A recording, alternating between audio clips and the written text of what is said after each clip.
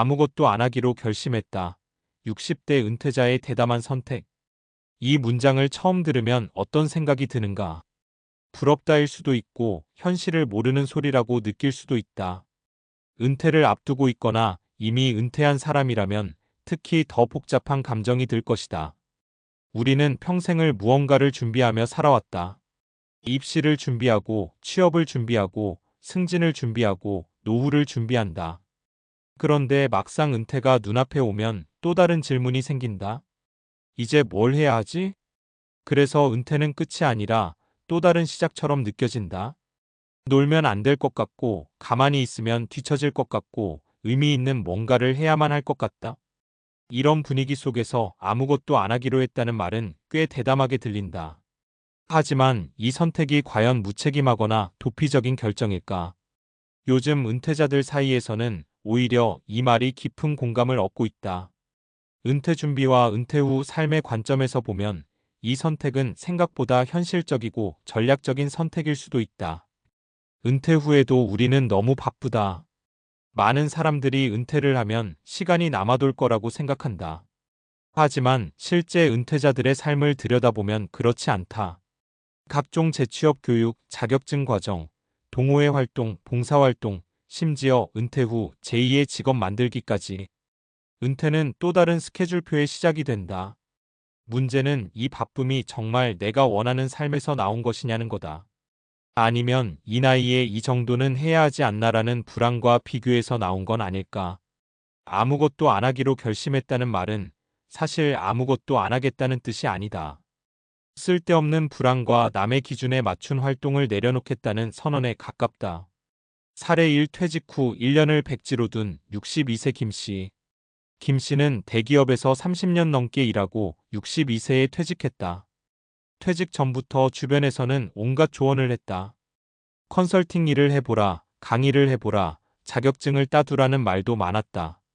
김 씨도 처음엔 열심히 준비했다. 그런데 퇴직하고 나니 이상하게 아무것도 하기 싫어졌다. 그래서 김 씨는 결심했다. 딱 1년만 아무 계획 없이 살아보자. 아침에 눈이 오면 그냥 산책을 나가고 피곤하면 낮잠을 잤다. 처음 몇 달은 불안했다. 이러다 내가 쓸모없는 사람이 되는 건 아닐까 하는 생각이 계속 들었다. 그런데 6개월쯤 지나자 마음이 달라졌다. 예전엔 일 때문에 못하던 독서, 혼자 여행, 오래 미뤄둔 생각들이 자연스럽게 흘러나왔다. 1년이 지나고 나서야 김 씨는 자신이 뭘 원하는지 조금 보이기 시작했다고 말한다.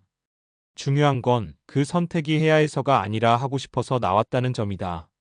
사례 2 은퇴 후 재취업 대신 쉼을 택한 65세 박 씨. 박 씨는 공공기관에서 일하다 은퇴했다. 은퇴하자마자 재취업 제안이 들어왔지만 모두 거절했다. 주변에서는 이해하지 못했다.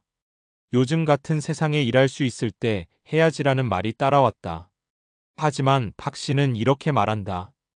평생 누군가의 시간표에 맞춰 살았잖아요. 이제는 내 몸이랑 마음이 먼저인 삶을 살고 싶었어요. 박 씨는 특별한 목표를 세우지 않았다. 대신 하루에 꼭 하나만 정했다.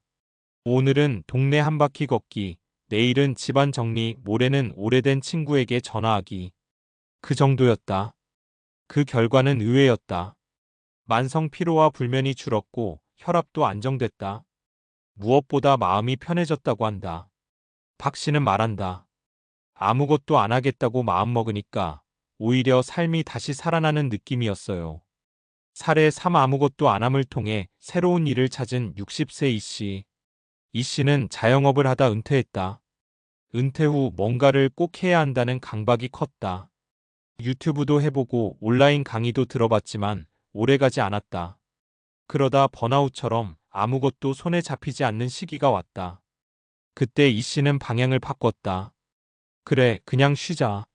정말로 몇 달 동안 특별한 활동을 하지 않았다. 그러다 어느 날 동네 도서관에서 우연히 작은 독서 모임을 알게 됐고 가볍게 참여했다. 부담 없이 시작한 그 모임이 지금은 작은 커뮤니티로 커졌다. 이 씨는 운영을 맡고 있지만 여전히 일이라고 부르지 않는다. 이 씨의 말이 인상적이다. 아무것도 안 하겠다고 마음을 비워야 진짜 내가 하고 싶은 게 보이더라고요. 은퇴 준비의 핵심은 무엇을 할지보다 어떻게 살지. 우리는 은퇴 준비를 말할 때 주로 돈, 건강, 직업 이야기를 한다. 물론 중요하다. 하지만 그 못지않게 중요한 게 있다. 은퇴 후의 속도와 밀도를 어떻게 가져갈 것인가다. 계획을 세우지 않는 것도 하나의 계획이다. 쉼을 선택하는 것도 충분히 의미 있는 선택이다. 은퇴 후 삶은 경쟁이 아니다. 남들보다 늦어도 괜찮고 아무것도 안 해도 괜찮다. 아무것도 안 하기로 결심했다는 말은 사실 이렇게 들려야 한다. 이제는 내 삶의 주도권을 내가 잡기로 했다. 은퇴는 인생의 공백이 아니라 다시 나를 만나는 시간이다. 그 시작이 꼭 바쁠 필요는 없다. 오히려 조용해야 잘 들리는 것들도 있다. 그게 바로 많은 은퇴자들이 이 대담한 선택에 고개를 끄덕이는 이유다.